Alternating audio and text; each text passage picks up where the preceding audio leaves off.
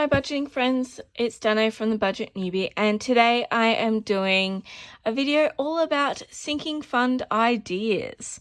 So everyone's sort of starting to get ready for the new year, and I thought I'd do a video on some different sinking fund ideas that you might want to implement for 2022, just to start the ball rolling on those funds, or you may not have even thought about having ones for this.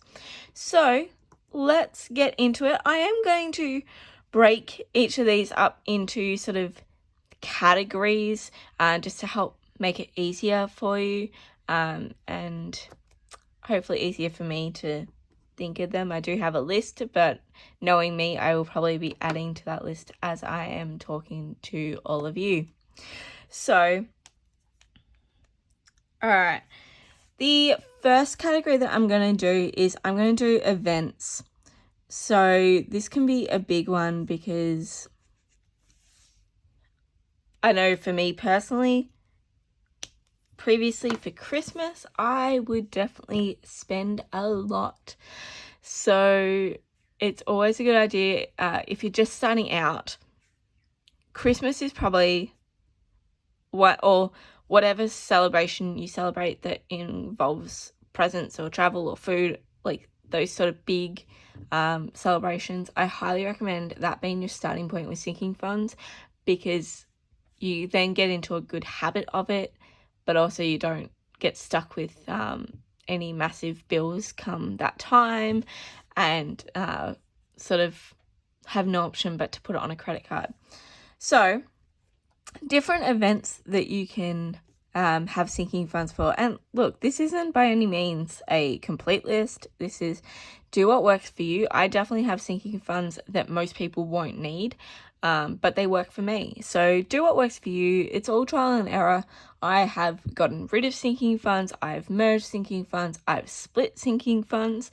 So as you go through it, if it's not working for you, change it. It's up to you. But anyway, this is just an ideas list. So for events, definitely Christmas, but this can also be changed to be whatever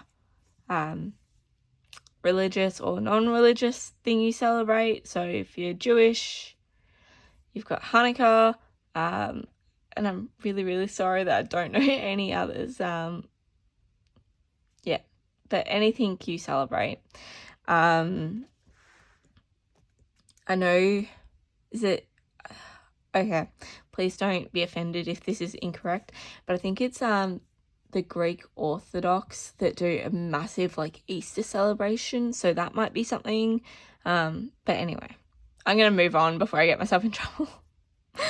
Okay, next up, I highly recommend birthdays. Now for this one, you can either split it up for each person that you want to buy birthday gifts for, or have a general one. I have seen some people where they'll have an envelope for each of their kids' birthdays, but then have a general envelope as well for sort of your parents-in-laws or your parents or your friends and things like that, so that you've got a little bit of money for when those ones come up, but also a bigger amount for the people that you want to spend a bit more. So that's always an idea that you could have, each of your kids, your partner, and then just a general one for everyone else.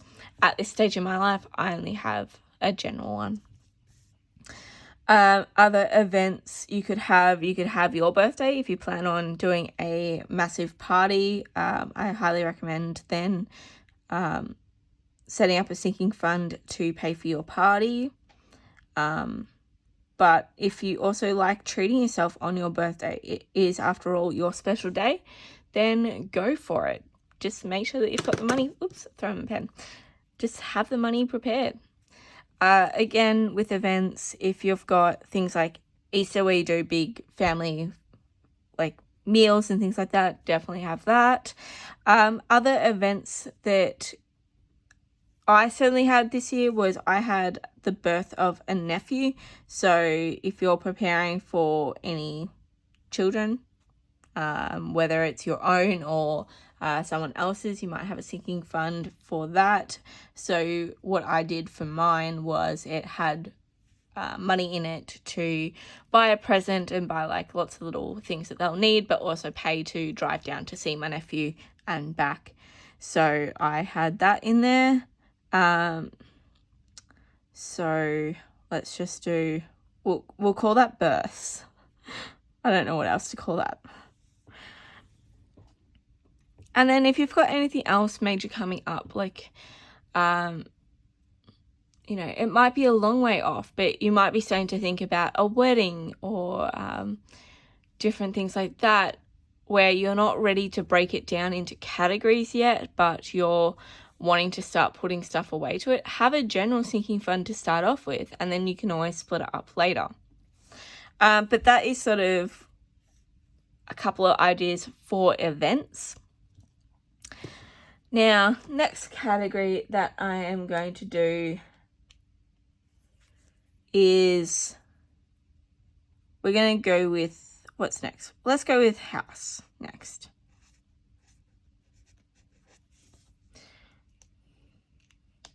Okay, so for this one, again, like always, do what works for you.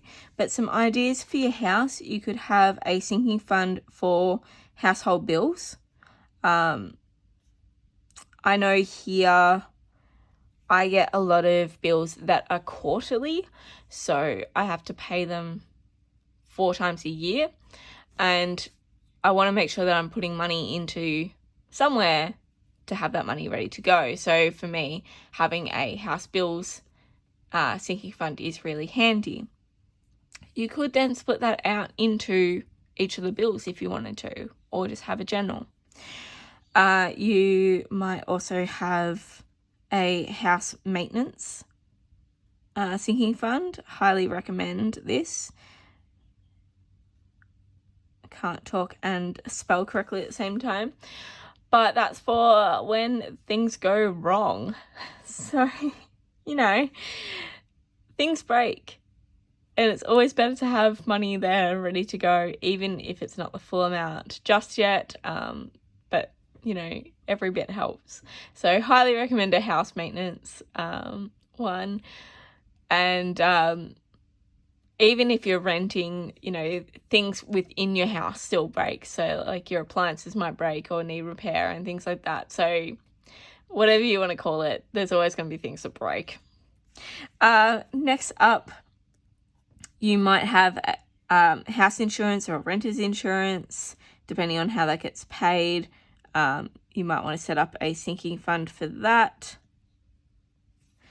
Other ones that I definitely have are rates. That's a massive one.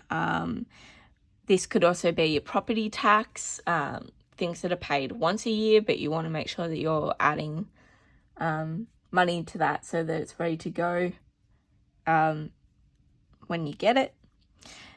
Then, you know, depending on what you're doing, you might have, like, if you're wanting to landscape your yard or something like that, you could set up a sinking fund for landscaping, and either as you get money in there, use it to do your landscaping, or wait till you have a full amount in there to do it all in one go. Same with house decor. If, you know, you're moving into a house or switching houses, or just like having decor that matches the seasons, have a sinking fund for it that you can prepare and have that money saved, so when it comes time to buy the new decor, you've got that money sitting there.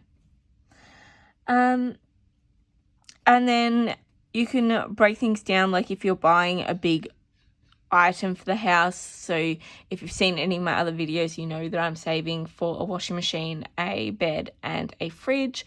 So I've broken that up into actual items within the house so that they're not as daunting, but I've got the money sitting there ready to go when I do move in. Household, I'm just going to call that household items. And I mean, there's so many other things. You could have a renovation sinking fund. You could have I don't know, if you're building a pool, you could do a pool sinking fund. Or even general pools have ongoing maintenance requirements. They have costs that are constantly being required. So having a pool, like if you've got a pool, maybe having a pool sinking fund isn't a bad idea anyway. So lots of ideas for your house. And again, this is by no means an exhaustive list. Next up, let's go to kids. Now, I will preface this by the fact that I do not have any children, so I am just providing a list of ideas of what I have seen others do and what others have found helpful to save for. So, a big one with kids is school. So, depending on their age, they may be school costs, whether you have to pay school fees or pay for a uniform or just pay for clothes for them to wear to school.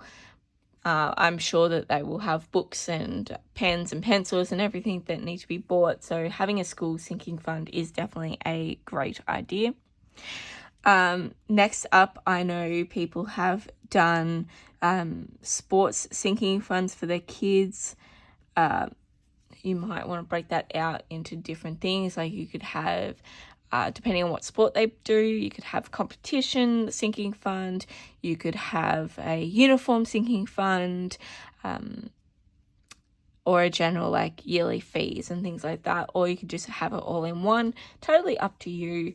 But again, as long as we're just not getting caught out with any bills and anything. Next up, you might keep a separate kids medical sinking fund. Kids are always getting injured, and I definitely know that from experience because I swear I was always in crutches or getting an x-ray for something as a kid. So depending on where you live in the world, that will definitely depend on what you do regards to medical and kids. But if there is any out-of-pocket expenses, I highly recommend just having a buffer, even if it's, a smaller amount, just to cover for things that aren't covered. Like here in Australia, not necessarily everything is covered by our Medicare, which is kind of like a government health insurance, I guess, is probably the easiest way to describe it, that most people will understand it. But not everything is fully covered. You might have things like partially covered, but there'll still be an amount that you have to pay. So having that sort of buffer there would be really helpful. For kids, you will also generally have parties for them. So whether you have a separate thing here or you keep it within their birthday, so it's all together. But highly recommend saving up for that one because they can be pretty expensive, but again, you don't have to spend a lot either. I also have seen other parents do a sinking fund for the other kids' presents. So a lot of the times within a school, if you this is from what I've seen. If you invite one kid, you have to invite them all, or,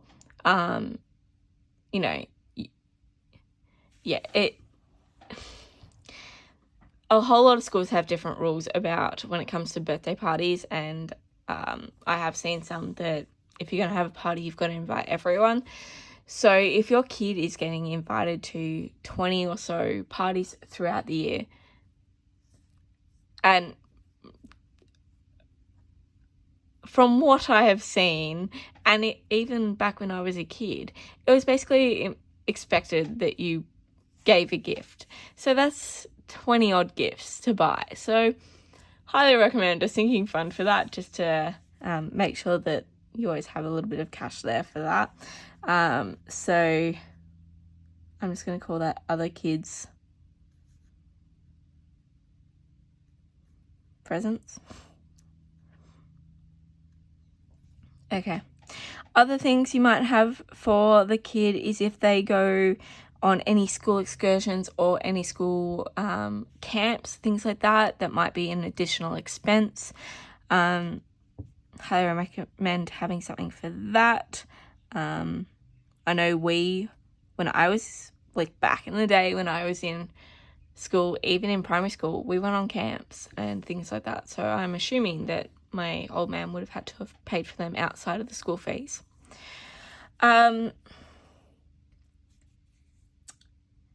Look, I'm sure there's more things for children other than this list. But once again, I don't have children, so I'm not really in the position to talk about them. So, you know, have a look at a whole bunch of different ideas that are out on the internet and see what you can find for ideas. But also remember that you don't have to set all of these up at the very start of the year. You can start off with 1 or 2 sinking funds, and then slowly, as you think of them, as your budget becomes a bit more stable and you have a bit more money, or you're kicking your debt goodbye, that's when you start implementing more and more sinking funds. I think when I started off back in March, I was only putting money into maximum of like 6 sinking funds, and now I'm putting money into, I think I'm up to about 15 or so sinking funds, maybe more,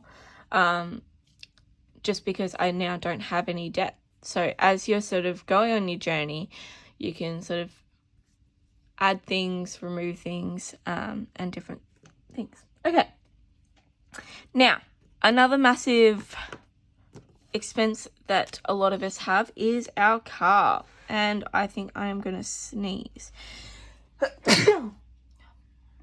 Okay. All right, I'm better. Okay, so cars are great, but they can be expensive. So depending on where you live in the world, or in different states, it will definitely depend on what you have to pay for. So things to consider are having a car registration sinking fund,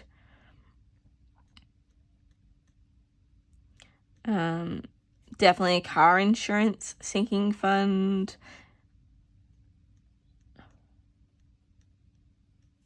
and then the last one I highly recommend is a car maintenance. These are the top 3 things I think everyone should have. But again, it depends on where in the world you are and if you have to pay for these or not. So, yeah. Other things you might have for your car is if you're saving for a new car. So, you can have a car savings sinking fund. If you're wanting to, I don't know, deck out your car in any way, you could have a car upgrade, or I don't know what people do to cars nowadays. But as long as you're planning for the future, I don't even know. I don't know. What do people do with cars these days? Okay. And I think I'm just going to do an other category for anything else I can think of. These are sort of the main categories, I guess. I have events, house, and car definitely as categories. And let's just go through some other sinking fund ideas that I have. So one of them is for subscriptions. So if you have yearly subscriptions for things, say Disney Plus or Amazon Prime, you might have different other apps that charge you yearly rather than monthly or anything, which I definitely prefer. I prefer anything that charges me yearly, not monthly. Have a sinking fund for that so that you're constantly saving up for it. And yeah. Oh, the other events that I forgot. We've just had it, Black Friday. those sorts of big sale events where you generally spend money. Have a sinking fund ready to go for it so that you've got the money prepared. Same as if you're in Australia, or I think also the UK do it. You've got your Boxing Day sales. So just prepare. Another idea for definitely here in Australia, I don't know if anyone else does it, but we have end of financial year sales. So that's when all of our taxes are done. So people spend money, especially businesses, to, you know, not have all the stock and everything on their shelves, but also spend up any money that they've got sitting in their bank account. So we have massive sales during that time. So just plan for them and have that money there to go. I definitely enjoyed having a Black Friday sinking fund. It meant that I could buy a few little items for myself. So that was very exciting. Okay, back to the other categories. Other things that I highly recommend are having a clothes sinking fund so that you're not overspending in clothes, because I am really good at overspending in that category. So if you can only spend what you have the cash for or what is in your electronic sinking fund, it helps limit that temptation. Other things you might consider are having a beauty sinking fund. Now, it's up to you what this covers. This could be your makeup side of things. It could be beauty treatments. It can be hair.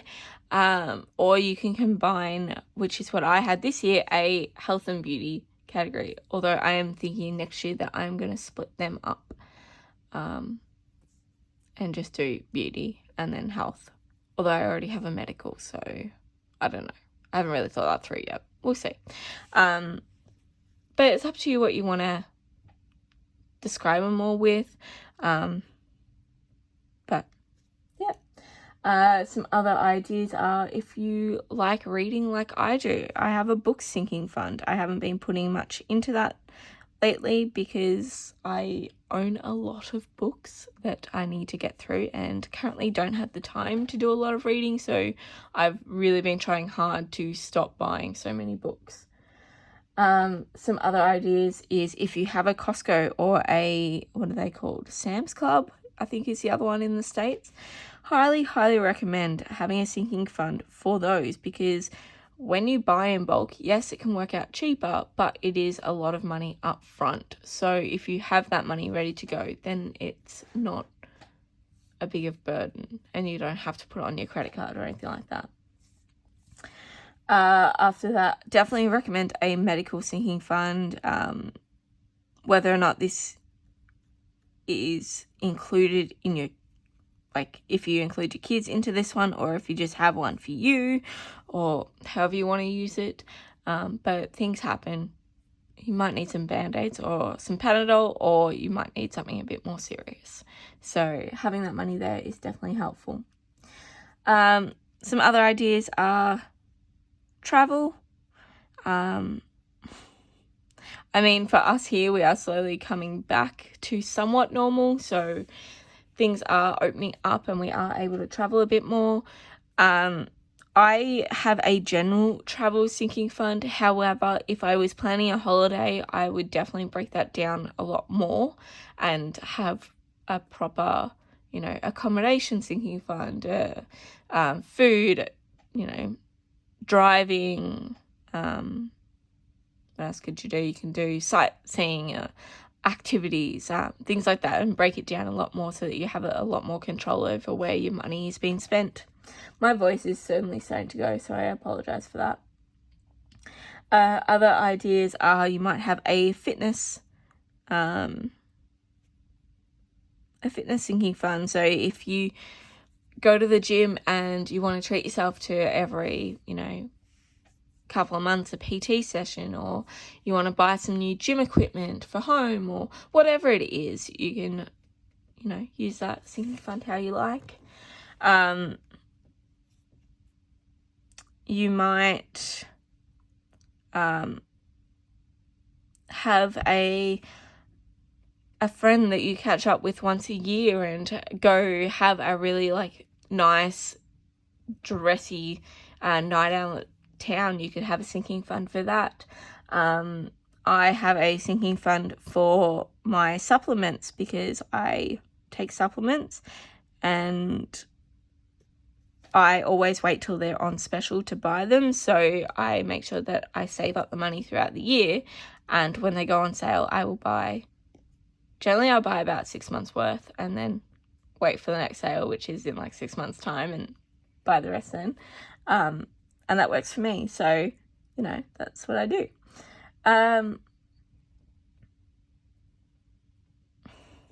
I mean, that's a lot of ideas, and there are definitely more depending on what you like to do. I know other people might have, you know, university sinking funds or college sinking funds for their kids, or you know, to add on to this list, they might be putting money for their kids' graduation or your graduation, whatever it is coming up in your life, whether it's a small, you know, a small thing that you could just add a little bit to each month, or you only have a couple of months to go, so you'd be adding a little bit more, or it's something off in the near future, and it's going to cost you a bit more. The earlier you can start, the less that you have to put into it, and the less of a hit your budget really feels each month or each paycheck as you're doing it. So even if you're looking at, let's go with traveling, if you're looking at traveling in 2 years' time, you can still start that sinking fund now. And it just means that you don't have to put as much into it each time you do your paychecks and everything, because you have a lot longer to save for it. Or you may not necessarily do a consistent amount and just put in whatever you have until it gets closer, and then you really need to work out how much you need to put into it. But that being said, I think this is a lot of ideas. There are definitely more. I highly recommend you looking around at different other YouTube videos, or even just in Google in general. Just search sinking fund ideas and it will come up with a whole lot. But then also have a look at where you're spending money, and especially those larger items and things that are coming up in the future, and what you want to be prepared for.